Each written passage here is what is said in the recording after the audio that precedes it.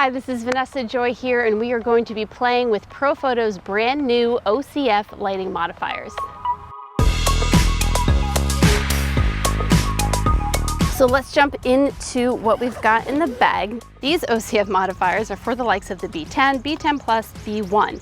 You're not going to use these with the A1, A1X, C1, or C1 Plus. So that's what we're focusing on here. We have 3 new fun tools. So let's take a look at what we have.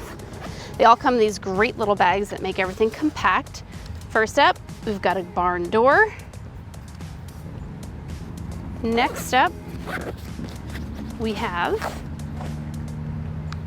a snoot, very easily compact snoot, easy in and out.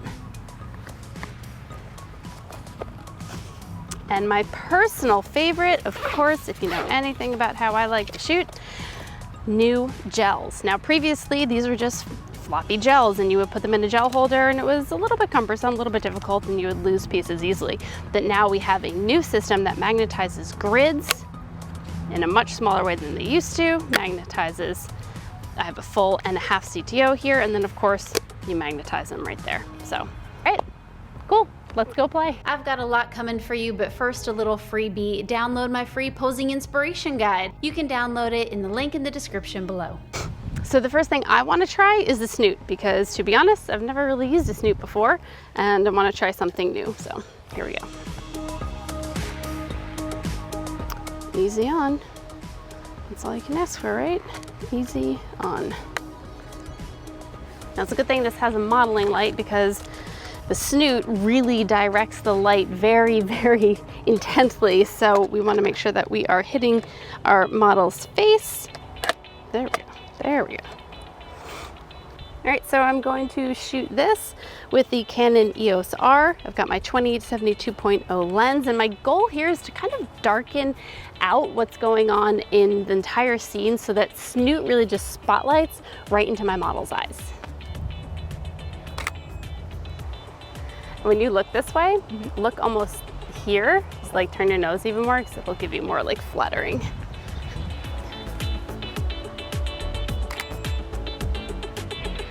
Yeah, that's fun. Turn all the way this way and then chin down a little. Yeah, hang there.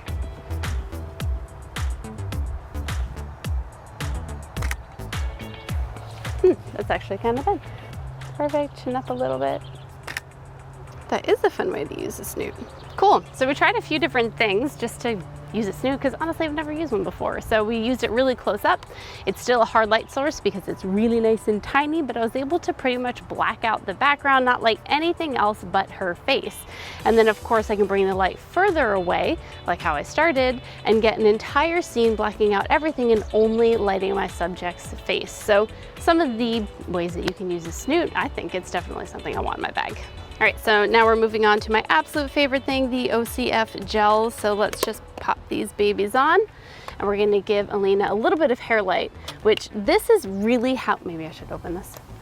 This is really how I would use, out of all the new lighting modifiers, this is the one I would use the most. I use it all the time, and it's gonna look really great on Alina because I'm gonna be able to shoot with natural light and just use this nice golden color as a hair light for her, which is really gonna bring out the red in her hair.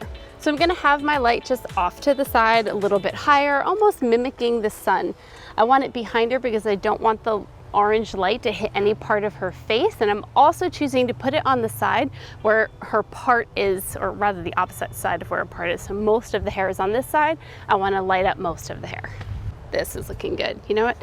The auto white balance is looking okay, but I'm going to switch over into dialing in my color temperature because I want it to be even warmer than it normally is. It's just going to exaggerate what I'm doing with the gel.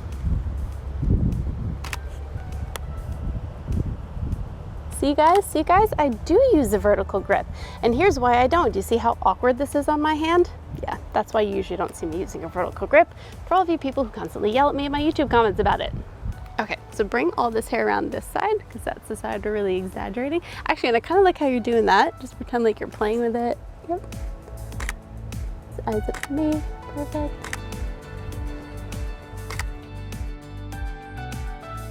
All right, last thing I'm gonna do here, just because it's gonna exaggerate the haze, I'm gonna switch over to my 135mm lens. Yes, it's the EF lens, but I've got the adapter. This adapter is gold, pretty much able to use anything you want. Any of your EF lenses, not pretty much, you are able to use any of your EF lenses. See, now the 135 is gonna make this like haze across the whole thing, so it's nice golden glow. It's fine too. Nice. All right, let's switch over to the last thing, the barn door. Now the barn door is gonna allow me to control my beam of light, but with a little bit more variety. Instead of just having it in a tiny little snoot circle or even in a softbox, I'm gonna be able to really move things around. Now the way I envision using this, since I want a little bit more custom control, is if I have my subject right by the wall. You know, I don't wanna light the wall, I just wanna light my subject and maybe light my subject vertically from top to bottom. So that's when this barn door will come in handy. All right, so here's the way this is gonna look. So I wanna light my subject from top to bottom, right? So I can do that by keeping these barn doors open more vertically. I don't wanna hit this wall, so I'm gonna keep this barn door shut. So we're gonna go maybe something right around here. And you know what, I'll hone this in too so I don't get as much light spill on the ground. So it's just a nice way of fine tuning it. I'll do it before and after for you so you can see what it looks like without and then what it looks like with. All right, so I'm gonna switch my lens back because I really want to show you how the barn doors shape the light, and that just wasn't wide enough to do it. So we're going back to the 28-70. All right, so right off the bat, this looks pretty good, but what's happening is I'm getting a big light spill on the left because I'm not controlling the barn doors. So let's actually control these barn doors so you can see what it looks like. If I open up my modeling light, I can actually see the light hitting there. So I'm gonna bring it in so I don't see the modeling light spilling light over there. And I just want it on her and nowhere else. This is kind of irrelevant, but if you wanted to block it coming towards you, you could do that as well. Look at that, did what I said. So nice. So I hope that helped give you a preview of Profoto's new OCF modifiers. I definitely think they're convenient, more compact, easier to build, all the things you want to do when you're on a shoot. Make sure you hit like, subscribe, comment, tell me about how I should hold my camera vertically, and I'll see you next time.